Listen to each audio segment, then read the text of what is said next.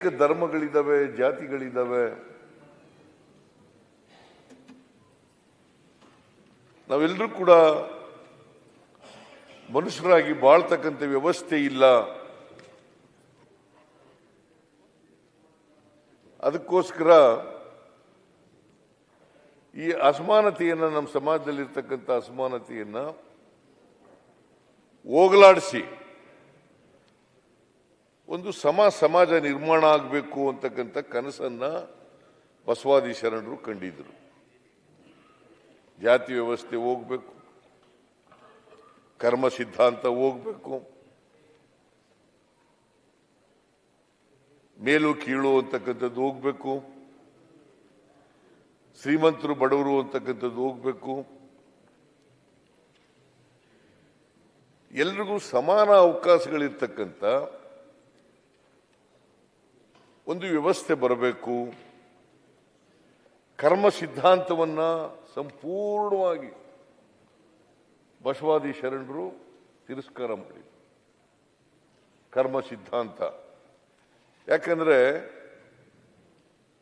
ಈ ಕರ್ಮ ಸಿದ್ಧಾಂತ ಮೌಢ್ಯಗಳು, ಕಂದಾಚಾರಗಳು ಇವುಗಳನ್ನ ಹುಟ್ಟಾಕಿ ಅದನ್ನು ನಂಬ್ಕೊಳ್ಳೋ ರೀತಿ ಮಾಡಿ ಜಾತಿ ವ್ಯವಸ್ಥೆ ಆಗಿರ್ತಕ್ಕಂಥದ್ದೇ, ಅಸಮಾನತೆ ನಿರ್ಮಾಣ ಆಗಿರ್ತಕ್ಕಂಥದ್ದೇ, ಮೇಲು ಕೀಳು ಆಗಿರ್ತಕ್ಕಂಥದ್ದೇ. ಅದು ಧರ್ಮ ಅಲ್ಲ. ಬಸವಾದಿ ಶರಣರು ಬಹಳ ಸುಲಭವಾಗಿ ಧರ್ಮವನ್ನು ವ್ಯಾಖ್ಯಾನ ಮಾಡಿದ್ರು. ಏನಪ್ಪಾ ಅಂತಂದ್ರೆ, ದಯೆಯಿಲ್ಲದ ಧರ್ಮ ಯಾವುದಯ್ಯ? ದಯೆಯಿಲ್ಲದ ಧರ್ಮ ಯಾವುದಯ್ಯ? ದಯೆಯೇ ಧರ್ಮದ ಮೂಲವಯ್ಯ. ದಯೆಯೇ ಧರ್ಮದ ಮೂಲವಯ್ಯ. ಬಹಳ ಸುಲಭವಾಗಿ ಧರ್ಮವನ್ನ ವ್ಯಾಖ್ಯಾನ ಮಾಡಿ ಎಲ್ಲ ವಿದ್ಯಾವಂತರಿಗೆ, ಅವಿದ್ಯಾವಂತರಿಗೆ, ಶೂದ್ರ ಜನಾಂಗದವರಿಗೆ, ಅಸ್ಪೃಶ್ಯ ಜನಾಂಗದವರಿಗೆ ಅರ್ಥ ಆಗೋ ರೀತಿಯಲ್ಲಿ ಹೇಳಿದ್ರು.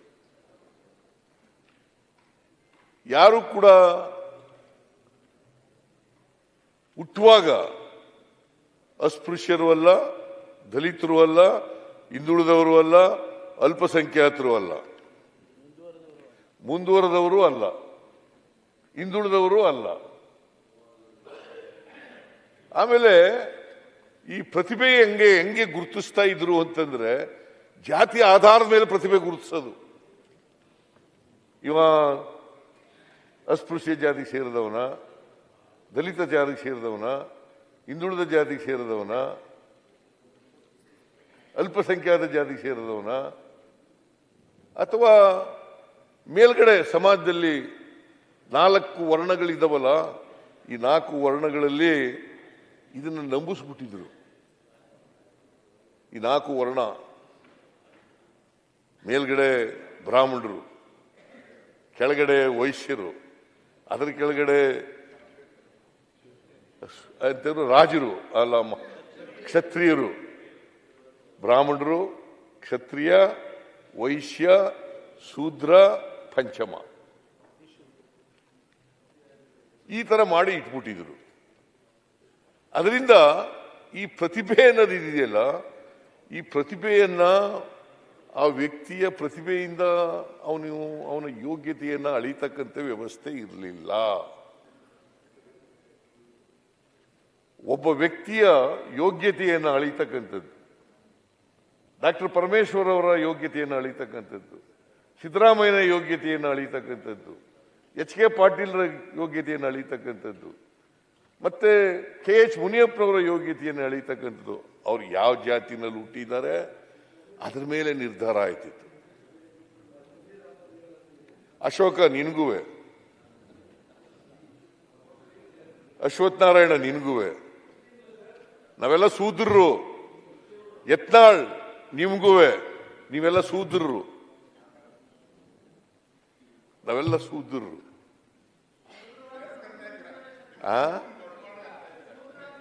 ರಿಸರ್ವೇಶನ್ ಅಪ್ಲೈ ಸೂತ್ರನ ಇಲ್ವೋ? ಸೂತ್ರ ಅದಕ್ಕೆ ನಾವು ರಿಸರ್ವೇಶನ್ ಸೂತ್ರ ಆಯ್ತು. ಪರಮೇಶ್ವರ್ ಒಪ್ಕೊಂಡಂಗಿದ್ರೆ ಎಲ್ಲ ಸೇರ್ಕೊಂಡ್ಬಿಡೋಣ ನೋಡಿ. ನಾವೆಲ್ಲ ಒಪ್ಕೊಂಡೇ ಮಾತಾಡೋದು. ಆಯ್ತು, ನಾವೆಲ್ಲ ಸೂತ್ರರು ಅಂತ ಅನ್ನೋದೇ ಒಪ್ಕೊಂಡೇ ಮಾತಾಡೋದು. ನಾವೆಲ್ಲ ಸೂತ್ರರು. ಈ ಜಾತಿಯ ಆಧಾರದ ಮೇಲೇನೆ ಶ್ರೇಷ್ಠತೆ ಕಳಪೆ ತೀರ್ಮಾನ ಆಯ್ತಿತ್ತು. ಅದಕ್ಕೆ ಬಸವಾದಿ ಶರಣರು ಇವೆಲ್ಲ ಈ ನಂಬಿಕೆಗಳಿದಾವಲ್ಲ ಇವೆಲ್ಲ ಸರಿ ಇಲ್ಲ. ಅದಕ್ಕೆ ಕುವೆಂಪು ಏನ್ ಹೇಳ್ತಾರೆ ಗೊತ್ತಾ? ಏನ್ ಹೇಳಿದ್ರು ಹೇಳಿ? ಕುವೆಂಪು ಹುಟ್ಟುವಾಗ ಪ್ರತಿಯೊಬ್ಬರು ಕೂಡ ವಿಶ್ವಮಾನವರಾಗಿ ಹುಟ್ಟುತ್ತಾರೆ. ಪ್ರತಿಯೊಬ್ಬರ ಮಗು ಕೂಡ ಹುಟ್ಟುವಾಗ ವಿಶ್ವಮಾನವರಾಗಿ ಹುಟ್ಟುತ್ತವೆ. ಬೆಳೀತಾ ಬೆಳೀತಾ ಬೆಳೀತಾ ನಮ್ಮ ಜಾತಿ ವ್ಯವಸ್ಥೆಯ ಪರಿಣಾಮವಾಗಿ ಅಲ್ಪಮಾನವರಾಗ್ಬಿಡ್ತಾರೆ. ಅದಕ್ಕಿಂತ ಕನಕದಾಸರು ಹೇಳೋರು, ಕುವೆಂಪು ಅವರು ಹೇಳಿದ್ದು. ಕನಕದಾಸರು ಹೇಳೋರು. ಅದಕ್ಕೆ ಬಸವಣ್ಣವ್ರು ಏನ್ ಹೇಳಿದ್ರು ಗೊತ್ತಾ? ಇವನಾರವ ಎಂದೆನಿಸದಿರಯ್ಯ, ಇವ ನಮ್ಮವ ಎಂದೆನಿಸಯ್ಯ, ನಿನ್ನ ಮನೆಯ ಮಗನೆಂದೆನಿಸಯ್ಯ ಕೂಡಲ. ನಿನಗೆ ಕನಕದಾಸರು ಏನ್ ಹೇಳಿದ್ರು ಗೊತ್ತಾ? ಕುಲವೆಂದು ಒಡೆದಾಡದಿರಿ, ಕುಲದ ನೆಲೆಯನ್ನಾದರೂ ಬಲ್ಲಿರ. ಅದು ನಿಮ್ಗೆ ಹೇಳಿದ್ ಸರ್, ಅದು ನಿಮ್ಗೆ ಹೇಳಿದ್ರು. ಅಹಿಂದ ಎಲ್ಲ ಮಾಡ್ತಾ ಇದ್ದೀರಲ್ಲ, ಅದು ನಿಮ್ಗೆ ಹೇಳಿದ್ದವರು ಮಾಡಬೇಡಿ ಅಂತ. ಈಗ ಜಾತಿ ರಹಿತವಾದಂತ ಸಮಾಜ ಆಗ್ಬೇಕು ಅಂತ ಕನಕದಾಸರು ಹೇಳಿದ್ರು. ಎಲ್ಲ ದಾರ್ಶನಿಕರು ಹೇಳಿರೋದು, ಎಲ್ಲ ಧರ್ಮಾಧಿಕಾರಿಗಳು ಹೇಳಿರೋದು. ಯಾರು ಹೇಳಿದ್ದಾರೆ ನೋಡೋಣ? ಯಾರು ಹೇಳಿದ್ದಾರೆ ಅಂತಂದ್ರೆ ಪಟ್ಟಭದ್ರ ಹಿತಾಸಕ್ತರು ಮಾತ್ರ ಹೇಳಿರೋದು. ಯಾರು ಪಟ್ಟಭದ್ರ ಹಿತಾಸಕ್ತರು ಇದರಿಂದ ಜಾತಿ ವ್ಯವಸ್ಥೆಯಿಂದ ಲಾಭ ಪಡ್ಕೋಬೇಕು ಅಂತ ಇದ್ದಾರಲ್ಲ, ಅವರು ಮಾತ್ರ ಜಾತಿ ಬಗ್ಗೆ ಧರ್ಮದ ಬಗ್ಗೆ ಅದನ್ನ ಪ್ರತಿಪಾದನೆ ಮಾಡ್ತಕ್ಕಂಥವ್ರು ಅವ್ರು ಮಾತ್ರ. ಅದರಿಂದ ಮಾನ್ಯ ಅಧ್ಯಕ್ಷರೇ, ಈ ಅನುಭವ ಮಂಟಪ ಇದೆಯಲ್ಲ, ನಾವು ಇದನ್ನ ಇವತ್ತಿನ ಪ್ರಜಾಪ್ರಭುತ್ವ ವ್ಯವಸ್ಥೆ ಇವತ್ತೇನು ನಾವು ನೋಡ್ತಾ ಇದ್ದೀವಿ, by the people, of the people, for the people ಅಂತ ನಾವೇನು ಕರಿತೀವಿ, ಪ್ರಜಾಪ್ರಭುತ್ವನ ಜನರಿಂದ ಜನರಿಗೋಸ್ಕರ ಜನರಿಗಾಗಿ, ಜನರಿಂದ ಜನರಿಗೋಸ್ಕರ ಜನರಿಗಾಗಿ ಈ ಪ್ರಜಾಪ್ರಭುತ್ವ ನಾವು ಒಪ್ಕೊಂಡಿದ್ದೀವಿ. ಇವತ್ತು ಪ್ರಜಾಪ್ರಭುತ್ವ ಒಪ್ಕೊಂಡು ಅದರ ಆಧಾರದ ಮೇಲೆ ಇವತ್ತು ನಮ್ಮ ಸರ್ಕಾರಗಳು ಸ್ವಾತಂತ್ರ್ಯ ಬಂದ ಮೇಲೆ ನಡ್ಕೊಂಡು ಬರ್ತಾ ಇದ್ದಾವೆ. ಈ ಪ್ರಜಾಪ್ರಭುತ್ವದ ವ್ಯವಸ್ಥೆ ಬಸವಾದಿ ಶರಣರ ಕಾಲದಲ್ಲೇ ಇತ್ತು. ಅದನ್ನೇ ಇವತ್ತು ನಾವು ಅನುಭವ ಮಂಟಪ ಅಂತ ಹೇಳೋದು. ಆಗ್ಲೇನೆ ಪಾರ್ಲಿಮೆಂಟ್, ಇವತ್ತಿನ ನಾವು ಪಾರ್ಲಿಮೆಂಟ್ ಅಂತ ಕರಿತೀವಲ್ಲ, ವಿಧಾನಸಭೆ ಅಂತ ಕರಿತೀವಲ್ಲ, ವಿಧಾನ ಪರಿಷತ್ ಅಂತ ಕರಿತೀವಲ್ಲ, ಇದನ್ನೇ ಅನುಭವ ಮಂಟಪ. ಅದರ ಅಧ್ಯಕ್ಷರಾಗಿದ್ದವ್ರು ಯಾರು? ಈಗ ನಿಮ್ಮ ಸ್ಥಾನ ಇದೆಯಲ್ಲ, ಕೂತ್ಕೊಂಡಿದ್ದೀರಲ್ಲ ನೀವು,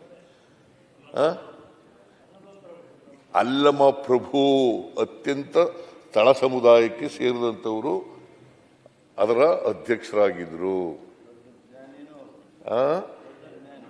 ದೊಡ್ಡ ಜ್ಞಾನಿ ಅವರು ಅಧ್ಯಕ್ಷರಾಗಿ ನಿಮ್ಮ ಪೀಠದಲ್ಲಿ ಅವ್ರು ಕೂತಿರ್ತಿದ್ರು. ಆಗ ಅಲ್ಲಮ ಪ್ರಭು ಅವರು ಕೂತಿರ್ತಿದ್ರು. ಅದನ್ನ 812ನೇ ಶತಮಾನದಲ್ಲಿ ಬಸವಾದಿ ಶರಣರು ಇದ್ದದ್ದು. ಅದನ್ನ ನಾವು ಇವತ್ತು ಸ್ವಾತಂತ್ರ್ಯ ಬಂದ ಮೇಲೆ ಇವತ್ತಿನ ಆಧುನಿಕ ಭಾರತದಲ್ಲಿ, ಆಧುನಿಕ ಜಗತ್ತಿನಲ್ಲಿ ನಾವು ಪ್ರಜಾಪ್ರಭುತ್ವದ ರೀತಿಯಲ್ಲಿ ಯತ್ನಾಳು ಪಾಪ ಅವರು ಈಗ ತೆಗೆದ್ರೆ ಅನ್ಸಿಕೆ ಚಲೋ ಆಗತ್ತೆ ಅವ್ರಿಗೆ. ಅದರಿಂದ ಮಾನ್ಯ ಅಧ್ಯಕ್ಷರೇ, ಈ ಅನುಭವ ಮಂಟಪ ಅಂತಕ್ಕಂಥದ್ದು ಇದೆಯಲ್ಲ, ಅವತ್ತಿನ ಪಾರ್ಲಿಮೆಂಟ್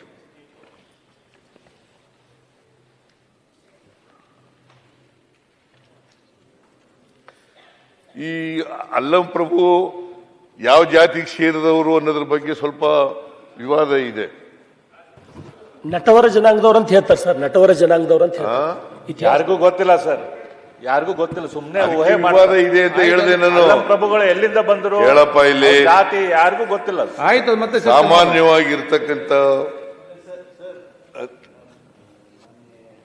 ಬೆಲ್ಲದವರು ಭಾಳ ಪ್ರಸಿದ್ಧ ನಾಡಿನಿಂದ ಬಂದವರು, ಧಾರವಾಡದಿಂದ ಬಂದವರು. ಅನುಭವ ಮಂಟಪ ಆಗಲಿ ಬಸವಣ್ಣ ಆಗಲಿ ಅವ್ರ ಬಗ್ಗೆ ಅತ್ಯಂತ ದೊಡ್ಡ ಸಂಶೋಧನೆ ಹಾಗೂ ಪ್ರಕಟಣೆ ಆಗಿದ್ದು. ಜಗತ್ತಿಗೆ ಬಸವನನ್ನು ಇವತ್ತು ಯಾರಾದರೂ ಪರಿಚಯಿಸಿದರೆ ಅದು ಧಾರವಾಡ ಕರ್ನಾಟಕ ವಿಶ್ವವಿದ್ಯಾಲಯ. ಆ ನೆಲದಿಂದ ಬಂದವರು ನೀವು. ಅದಕ್ಕೆ ನಾನು ಎದ್ದು ನಿಂತೆ. ಅಲ್ಲಂ ಪ್ರಭುಗಳ ಬಗ್ಗೆನೂ ಸಹಿತ ಕಲಬುರ್ಗಿಯವರ ಸಂಶೋಧನೆ ಆಗಲಿ, ಆರ್ ಸಿ ಹಿರೇಮಠರವರ ಸಂಶೋಧನೆ ಆಗಲಿ, ಇವೆಲ್ಲವುಗಳಿಂದ ಅವರು ಅತ್ಯಂತ ಕೆಳ ಸಮುದಾಯಕ್ಕೆ ಸಂಬಂಧಪಟ್ಟವರು ಅನ್ನೋದು, ದೊಡ್ಡ ಜ್ಞಾನಿಗಳು ಅನ್ನೋದಂತೂ ಸ್ಥಿರಪಟ್ಟಿದೆ. ಓಕೆ, ಆಯ್ತು, ಚರ್ಚೆ ಬೇಡ. ಹೇಳಲಿಕ್ಕೆ ಯಾವ ಸಮುದಾಯ ಅಥವಾ ಯಾವ ಊರಿನಿಂದ ಬಂದರು ಇವೆಲ್ಲದ್ರ ಬಗ್ಗೆ ಬೆಲ್ಲದ ರಿಸರ್ಚ್ ಮಾಡು, ಕೂತ್ಕೊಳ್ಳಿ. ಈಗ ಧರ್ಮದ ಬಗ್ಗೆ ಈಗ ಮಾನ್ಯ ಅಧ್ಯಕ್ಷರೇ, ಅಲ್ಲಂ ಪ್ರಭು ಅವರು ತಳ ಸಮುದಾಯದವರು ಅಂತಕ್ಕಂಥದ್ರ ಬಗ್ಗೆ ವಾದ ವಿವಾದಗಳಿಲ್ಲ. ಆದರೆ ಯಾವ ಜಾತಿಗೆ ಸೇರಿದವರು ಅಂತಕ್ಕಂಥದ್ರ ಬಗ್ಗೆ ವಿವಾದಗಳಿದ್ದಾವೆ. ಆದರೆ ಅತ್ಯಂತ ತಳ ಸಮುದಾಯಕ್ಕೆ ಸೇರಿದವರನ್ನ, ಅಲ್ಲಂ ಪ್ರಭು ಅವರನ್ನ ಅನುಭವ ಮಂಟಪದ ಅಧ್ಯಕ್ಷರನ್ನಾಗಿ ಮಾಡಿದ್ರು ಬಸವಣ್ಣವರು. ಬಸವಣ್ಣವರ ನೇತೃತ್ವದಲ್ಲಿ ಈ ಅನುಭವ ಮಂಟಪ ನಡೀತಾ ಇತ್ತು. ಇದರಲ್ಲಿ ಎಲ್ಲ ಜಾತಿಯ ಜನ, ಎಲ್ಲ ವರ್ಗದ ಜನ ಮತ್ತೆ ಮಹಿಳೆಯರೂ ಕೂಡ ಇದರಲ್ಲಿ ಪಾಲ್ಗೊಳ್ತಾ ಇದ್ರು. ಈಗ ಅಕ್ಕಮಹಾದೇವಿ ಇದರಲ್ಲಿ ಇರ್ತಿದ್ರು. ಬಹಳ ಜನ ಶರಣರು, ಮಹಿಳಾ ಶರಣೀಯರು ಅವರು ಕೂಡ ಇರ್ತಿದ್ರು.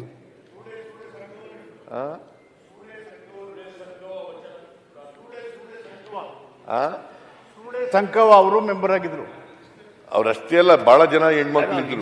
ಅಂದ್ರೆ ತೀರಾ ಇದರಿಂದ ಬಂದಂತವ್ರು. ಅದಕ್ಕೆ ಅದು ಬಹಳ ಕೆಳಗಡೆ ನಿರ್ಲಕ್ಷ್ಯ ಮಾಡ್ತಾ ಇದ್ವಿ, ಅವರೆಲ್ಲ ಇದ್ರು ಅಂತ ಹೇಳಕ್ಕೆ. ಸೊ ಹಾಗಾಗಿ ನೀವು ಇವತ್ತು ಅದನ್ನ ಆ ಮೂಲ ಈ ವಿಧಾನಸಭೆ, ಲೋಕಸಭೆ, ವಿಧಾನ ಪರಿಷತ್ತು, ರಾಜ್ಯಸಭಾ ಸಭೆ ಇದನ್ನೆಲ್ಲ ಜ್ಞಾಪಿಸ್ತಕ್ಕಂಥ, ಸ್ಮರಿಸ್ಕೊಳ್ತಕ್ಕಂಥ ಕೆಲಸವನ್ನು ಮಾಡಿದ್ದಾರೆ. ಅದರಿಂದ ಬಸವಣ್ಣವ್ರ ಕಾಲದಲ್ಲೇ ಇತ್ತು, ಬುದ್ಧನ ಕಾಲದಲ್ಲೇ ಇತ್ತು ಅಂತಕ್ಕಂಥದ್ದು ನಾವು ಚರಿತ್ರೆಯಿಂದ ನೋಡಲಿಕ್ಕೆ ಸಾಧ್ಯ ಆಗ್ತದೆ. ಬುದ್ಧನ ಕಾಲದಲ್ಲೇ ಇತ್ತು ಅಂತಕ್ಕಂಥದ್ದನ್ನು ಕೂಡ ನಾವು ಓದಿದ್ದೀವಿ. ಬಸವಣ್ಣವ್ರ ಕಾಲದಲ್ಲೂ ಕೂಡ ಇತ್ತು ಅಂತಕ್ಕಂಥದ್ದನ್ನು ಓದಿದ್ದೀವಿ. ಎಲ್ಲರ ಅಭಿಪ್ರಾಯಗಳನ್ನ ಮನ್ನಣೆ ಕೊಡ್ತಕ್ಕಂಥ ಕೆಲಸ ನಡೀತಾ ಇತ್ತು ಅವತ್ತು. ಇವತ್ತು ನಾವೇನು ಚರ್ಚೆ ಮಾಡ್ತೀವಿ, ಎಲ್ಲ ಇಡೀ ಸಮಾಜದ ಆಗು ಹೋಗುಗಳ ಬಗ್ಗೆ ಚರ್ಚೆ ಮಾಡ್ತೀವಿ, ಅದು ಅವತ್ತೇ ಬಸವಣ್ಣವ್ರ ಕಾಲದಲ್ಲಿ ನಡೀತಾ ಇತ್ತು. ಅಂತ ನೀವು ಅನುಭವ ಮಂಟಪವನ್ನು ಇವತ್ತು ತೈಲ ಚಿತ್ರದ ಮೂಲಕ ಇಲ್ಲಿ ಅನಾವರಣ ಮಾಡಿರ್ತಕ್ಕಂಥದ್ದು ಬಹಳ ಸೂಕ್ತ ಅನಿಸ್ತದೆ. ನೀವು ಈ ವಿಧಾನಸೌಧದಲ್ಲಿ, ಅಲ್ಲಿ ಬೆಂಗಳೂರಿನಲ್ಲೂ ಕೂಡ ಇಡಬೇಕು, ವಿಧಾನ ಪರಿಷತ್ನಲ್ಲಿ ಚಿಕ್ಕದಾಗಿದೆ, ಬೆಂಗಳೂರಿನಲ್ಲೂ ಕೂಡ ಇಡಬೇಕು, ಇಲ್ಲೂ ಕೂಡ ಆಗಬೇಕು. ಯಾಕಂದ್ರೆ ಇದನ್ನ ನಮಗೆ ನಮ್ಮ ಸಮಾಜ ಅರ್ಥ ಮಾಡ್ಕೋಬೇಕು. ಅದಕ್ಕೆ ಅಂಬೇಡ್ಕರ್ ಏನು ಹೇಳಿದ್ರು ಅಂತಂದ್ರೆ, ಯಾರಿಗೆ ಚರಿತ್ರೆ ಇತಿಹಾಸ ಗೊತ್ತಿರಲ್ಲ ಅವ್ರು ಯಾರು ಕೂಡ ಭವಿಷ್ಯ ನಿರ್ಮಾಣ ಮಾಡಲಿಕ್ಕೆ ಸಾಧ್ಯ ಇಲ್ಲ. ಇತಿಹಾಸ ಗೊತ್ತಿದ್ರು ಮಾತ್ರ ಭವಿಷ್ಯ ನಿರ್ಮಾಣ ಮಾಡಲಿಕ್ಕೆ ಸಾಧ್ಯ ಆಗ್ತದೆ. ಪ್ರತಿಯೊಬ್ಬರು ಕೂಡ ಇತಿಹಾಸವನ್ನ ಅರ್ಥ ಮಾಡ್ಕೋಬೇಕಾಗ್ತದೆ. ನಾವು ಏನಾಗಿದ್ದೋ, ಏನಾಗಬೇಕು ಅಂತ ಅನ್ಕೊಂಡಿದ್ದೋ, ಏನಾಗಿದ್ದೀವಿ ಈಗ, ಏನಾಗಿದ್ದೋ, ಏನಾಗಬೇಕಾಗಿತ್ತು, ಏನಾಗಿದ್ದೀವಿ ಈಗ, ಮುಂದೆ ಏನಾಗಬೇಕು, ಅದ್ರ ಬಗ್ಗೆ ನಾವು ಚರ್ಚೆ ಮಾಡ್ತಕ್ಕಂಥದ್ದು ಅತ್ಯಂತ ಅವಶ್ಯ.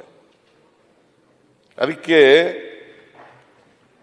ಬಸವಣ್ಣವ್ರ ಕಾಲದಲ್ಲಿ ಮಹಿಳೆಯರಿಗೂ ಕೂಡ ಸಮಾನ ಅವಕಾಶಗಳನ್ನು ಕೊಡ್ತಕ್ಕಂಥ ಕೆಲಸ ಆಯಿತು. ಮಹಿಳೆಯರು ಅವರು ಕೂಡ ಲೋಹಿಯಾ ಕಾಲದಲ್ಲಿ ಮಹಿಳೆಯರು ಕೂಡ ಬಹಳ ಹಿಂದುಳಿದವರು ಅಂತ ಮಹಿಳೆಯರಿಗೂ ಕೂಡ ಮೀಸಲಾತಿ ಕೊಡ್ತಕ್ಕಂಥ ಕೆಲಸವನ್ನು ಮಾಡ್ತಾ ಇದ್ರು. ಈಗಲೂ ಅದಕ್ಕೆ ಮಹಿಳೆಯರು ಕೂಡ ಶೂದ್ರ ರೀತಿಯಲ್ಲೇ ಅಕ್ಷರ ಸಂಸ್ಕೃತಿಯಿಂದ ವಂಚಿತರಾಗಿದ್ರು. ಅವ್ರು ಯಾರು ಕೂಡ ಅಕ್ಷರ ಸಂಸ್ಕೃತಿಗೆ ಒಳಪಡ್ತಕ್ಕಂಥ ಕೆಲಸ ಆಗ್ತಾ ಇರಲಿಲ್ಲ. ಒಂದು ಕಾಲ ಇತ್ತು, ಸಂಸ್ಕೃತ ಕಲ್ತ್ರೆ, ಸಂಸ್ಕೃತ ಕೇಳಿದ್ರೆ ಅವರ ಕಿವಿನಲ್ಲಿ ಕಾದ ಎಂತದು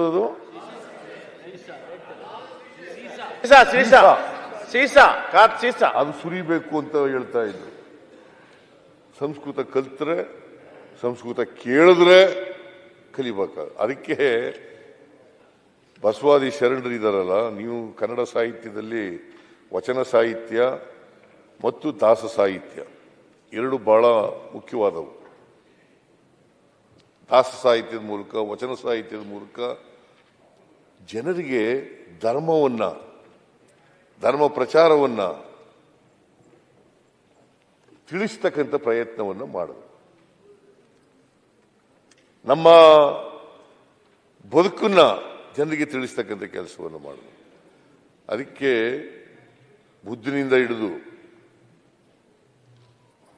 ಆಮೇಲೆ ಬಸವಣ್ಣವರಿಂದ ಹಿಡಿದು, ಅಂಬೇಡ್ಕರಿಂದ ಹಿಡಿದು, ಗಾಂಧೀಜಿಯವರಿಂದ ಹಿಡಿದು ಇವರೆಲ್ಲರೂ ಕೂಡ ಸಮಾಜದಲ್ಲಿ ಸಮಾಜವನ್ನ ನಿರ್ಮಾಣ ಮಾಡಬೇಕು ಅಂತಕ್ಕಂಥ ಕನಸನ್ನ ಕಂಡಿದ್ರು.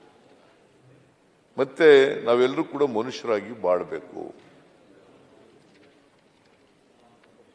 ನಮ್ಮ ಜಾತಿ ವ್ಯವಸ್ಥೆ ಎಷ್ಟು ಗಟ್ಟಿಯಾಗಿದೆ ಅಂತಂದ್ರೆ, ಅದಕ್ಕೆ ಲೋಕಿ ಅವರು ಹೇಳ್ತಾ ಇದ್ರು, ನಮ್ಮ ಜಾತಿ ವ್ಯವಸ್ಥೆಗೆ ಚಲನೆ ಇಲ್ಲ, ಚಲನೆ ಇಲ್ಲ, ಚಲನೆ ರಹಿತವಾದಂಥ ಸಮಾಜ ನಮ್ದು. ನಮ್ಮ ಜಾತಿ ವ್ಯವಸ್ಥೆಗೆ ಚಲನೆ ಸಿಕ್ಕಿದಾಗ ಮಾತ್ರ ಬದಲಾವಣೆ ಆಗಲಿಕ್ಕೆ ಸಾಧ್ಯ ಆಗ್ತದೆ, ಇಲ್ಲದೆ ಹೋದ್ರೆ ಕಷ್ಟ ಆಗ್ತದೆ. ಅದಕ್ಕೆ ನೋಡಿ, ಎಷ್ಟು ವರ್ಷಗಳ ಹಿಂದೆ ಬುದ್ಧ 2500 ವರ್ಷಗಳ ಹಿಂದೆ 12ನೇ ಶತಮಾನದಲ್ಲಿ ಬಸವಾದಿ ಶರಣರು, ಆಮೇಲೆ ಅಂಬೇಡ್ಕರ್ ಅವರು ಜಾತಿ ವ್ಯವಸ್ಥೆ ಹೋಗ್ಬೇಕು. ಕಾರಣ ಯಾಕೆ ಹೋಗ್ಲಿಲ್ಲ ಅಂತಂದ್ರೆ, ನಮ್ಮಲ್ಲಿ ಚಲನರಹಿತವಾದಂಥ ಸಾಮಾಜಿಕ ವ್ಯವಸ್ಥೆ ಇದೆ. ಚಲನ ಸಿಕ್ಕಿದಾಗ ಮಾತ್ರ ಅದು ಬದಲಾವಣೆ ಆಗಲಿಕ್ಕೆ ಸಾಧ್ಯ ಆಗ್ತದೆ. ಆರ್ಥಿಕ ಚಲನೆ, ಸಾಮಾಜಿಕ ಚಲನೆ ಸಿಕ್ಕಿದಾಗ ಮಾತ್ರ ಬದಲಾವಣೆ ಆಗಲಿಕ್ಕೆ ಸಾಧ್ಯ ಆಗ್ತದೆ. ನಾನು ಯಾವಾಗಲೂ ಒಂದೊಂದು ಸಾರಿ ಹೇಳ್ತಾ ಇರ್ತೀನಿ, ಮಾನ್ಯ ಅಧ್ಯಕ್ಷರೇ, ನಾನು ಸಣ್ಣ ಹುಡುಗ ಆಗಿದ್ದಾಗ ಈ ಶೇದ ಬಾವಿಗಳಿರ್ತಿದ್ದ ನಮ್ಮ ಹಳ್ಳಿಗಳಲ್ಲಿ, ಇಲ್ಲೂ ಕಡೆ ಪಟ್ಟಣಗಳಲ್ಲಿ ಕೂಡ ಇರ್ತಿದೆ. ಈಗೆಲ್ಲ ಬದಲಾವಣೆ ಆಗ್ಬಿಟ್ಟಿದ್ದಾವೆ. ನೀರು ಸೇದ್ಲಿಕ್ಕೆ ಹೋಗ್ತಿದ್ದೆ ನಾನು, ದನ ಕರುಗಳಿಗೆ ನೀರು ಕುಡಿಸ್ಲಿಕ್ಕೆ. ಮತ್ತೆ ಮನೆಗೆ ನಾವೆಲ್ಲ ಆಗ ಹಳ್ಳಿನಲ್ಲಿ ಈ ನೀರು ಸ್ನಾನ ಮಾಡಬೇಕಾದ್ರೆ ನೀರು ನಾವೇ ತಗೊಬಂದು ತುಂಬ್ಕೊಂಡಿದ್ದೆವು. ಕಡಾಯಿ ಅಂತ ಇರ್ತಿತ್ತು, ಅದ್ರಲ್ಲಿ ತುಂಬಿಸ್ಕೊತಿದ್ದೆವು. ನಾವೇ ಬೆಂಕಿಯಾಗಿ ಕಾಯಿಸ್ಕೊಂಡು ಸ್ನಾನ ಮಾಡ್ತಕ್ಕಂಥ ಪರಿಸ್ಥಿತಿ ಇರ್ತಿತ್ತು. ನೀರು ಸೇರಕ್ಕೆ ಹೋಯ್ತಿದ್ದೆ ಬಾವಿಗೆ.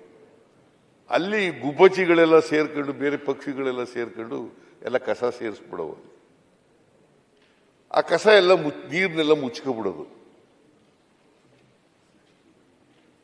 ನಾವೇನ್ ಮಾಡ್ತಿದ್ದ ಆ ಕಷ ಎಲ್ಲ ಪಕ್ಕಕ್ಕೆ ಸರ್ಕೊಳ್ಳಿ ಅಂತೇಳಿ ಬಿಂದಿಗೆನ ಮೇಲೆ ಕೆಳಗೆ ಮಾಡೋದು. ಅದು ಕಸ ಎಲ್ಲ ಸರಿ ಕಳೆದು ಆಮೇಲೆ ನೀರು ತಗೊಳ್ಳಿವು. ನಮ್ಮ ಜಾತಿ ವ್ಯವಸ್ಥೆ ಹೆಂಗಾಗಿದೆ ಅಂತಂದ್ರೆ ಬುದ್ಧ ಇರ್ಬೋದು, ಬಸವ ಇರ್ಬೋದು, ಅಂಬೇಡ್ಕರ್ ಇರ್ಬೋದು, ಗಾಂಧಿ ಇರ್ಬೋದು, ಎಲ್ಲ ಸುಧಾರಣೆ ಮಾಡಕ್ಕೆ ಪ್ರಯತ್ನ ಮಾಡಿದಾಗ ಸ್ವಲ್ಪ ಆ ಕಸ ಎಲ್ಲ ಸರಿತದೆ, ಮತ್ತೆ ಸೇರ್ಕೊಂಡ್ಬಿಡ್ತದೆ. ಸ್ವಲ್ಪ ಹೊತ್ತಾದ್ಮೇಲೆ ನೋಡಿದಾಗ ಆ ಕಸ ಎಲ್ಲ ಮತ್ತೆ ಸೇರ್ಕೊಂಡ್ಬಿಡೋದು. ಆ ಥರ ನಮ್ಮ ಸಮಾಜ ಆಗ್ಬಿಡ್ತದೆ. ಅದಕ್ಕೆ ಜಾತಿ ವ್ಯವಸ್ಥೆ ಅಷ್ಟು ಸುಲಭವಾಗಿ ಹೋಯ್ತಾ ಇಲ್ಲ. 850 ವರ್ಷಗಳ ಹಿಂದೆ ಇವ ನಮ್ಮವ ಅಂತ ಹೇಳಿದ್ರು ಕೂಡ ಈ ವಚನ ಹೇಳ್ತಾರೆ, ಆಮೇಲೆ ನೀ ಯಾವ ಜಾತಿಯವನು ಅಂತ ಕೇಳ್ತಾರೆ.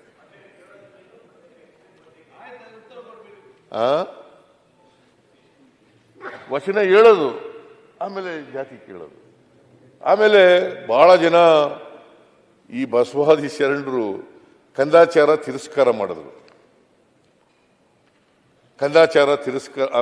ಎಂಥದ್ದು ಕರ್ಮ ಸಿದ್ಧಾಂತವನ್ನ ತಿರಸ್ಕಾರ ಮಾಡಿದ್ರು. ನೀನ್ ಯಾಕಪ್ಪ ಇವತ್ತು ಬಟ್ಟೆ ಇಲ್ಲ, ಊಟಕ್ಕಿಲ್ಲ, ಮನೆ ಇಲ್ಲ, ವಿದ್ಯಾಭ್ಯಾಸ ಇಲ್ಲ ಅಂತಂದ್ರೆ, ನಾನು ಹಿಂದೆ ಪಾಪದ ಕೆಲಸ ಮಾಡಿಬಿಟ್ಟು ಕರ್ಮ ಮಾಡಿಬಿಟ್ಟಿದ್ದೆ, ಅದಕ್ಕೆ ಈ ಜನ್ಮದಲ್ಲಿ ಹಿಂಗೆ ಹುಟ್ಟುಬಿಟ್ಟಿದ್ದೀನಿ ಅಂತ ಇದನ್ನ ನಂಬ್ಕೊಳಕ್ ಮಾಡಿಬಿಟ್ರು. ಕರ್ಮ ಸಿದ್ಧಾಂತನ ಬಸವಾದಿ ಶರಣರು ತಿರಸ್ಕಾರ ಮಾಡಿದ್ರು. ಆದರೆ ಇವತ್ತು ವಿದ್ಯಾವಂತರಾದವರು ಕೂಡ ನೀನ್ ಯಾಕಪ್ಪ ಹಿಂಗ ಇದ್ದೀಯಾ, ನಮ್ಮ ಹಿಂದಿನ ಜನ್ಮದ ಪಾಪದ ಕೆಲಸ ಮಾಡಿಬಿಟ್ಟಿದೆ, ಕರ್ಮ ಮಾಡಿಬಿಟ್ಟಿದೆ, ಅದಕ್ಕೆ ಹಿಂಗೆ ಈಗ ಹುಟ್ಟುಬಿಟ್ಟಿದ್ದೀನಿ ಈಗ.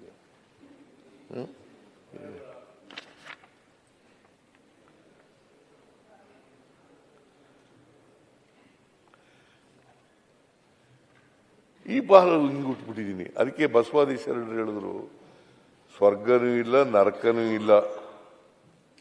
ಅಯ್ಯ ಎಂದರೆ ಸ್ವರ್ಗ, ಎಲ್ಲವೋ ಎಂದರೆ ನರಕ ಅಂತ ಹೇಳಿದ್ರು. ಅಯ್ಯ ಅಂದರೆ ಸ್ವರ್ಗ, ಎಲ್ಲವೋ ಎಂದರೆ ನರಕ. ಏನಪ್ಪ ಆದ್ರೆ ಸ್ವರ್ಗ, ಸಿದ್ದರಾಮಯ್ಯ ಆದ್ರೆ ಕರ್ನಾಟಕ ಸ್ವರ್ಗ. ನಾನು ಇದ್ರ ಬಸವಣ್ಣನ ಬಗ್ಗೆ ಮಾತಾಡಕ್ ಹೋದ್ರೆ ಗಂಟೆ ಆಗ್ಬಿಡ್ತದೆ. ಮಾನ್ಯ ಅಧ್ಯಕ್ಷರೇ, ನೀವು ಒಳ್ಳೆ ಕೆಲಸ ಮಾಡಿದ್ರಿ. ಇವತ್ತು ಇದು ಯಾವತ್ತೂ ಆಗ್ಬೇಕಾಗಿತ್ತು, ನಿಮ್ಮ ಕಾಲದಲ್ಲಿ ಆಗಿರ್ತಕ್ಕಂಥದ್ದು ಬಹಳ ಸಂತೋಷದ ವಿಚಾರ. ಅದಕ್ಕೋಸ್ಕರ ನಿಮಗೆ ನಾನು ಅಭಿನಂದನೆಗಳನ್ನು ಸಲ್ಲಿಸಲಿಕ್ಕೆ ಬಯಸ್ತಾ ಇದ್ದೇನೆ.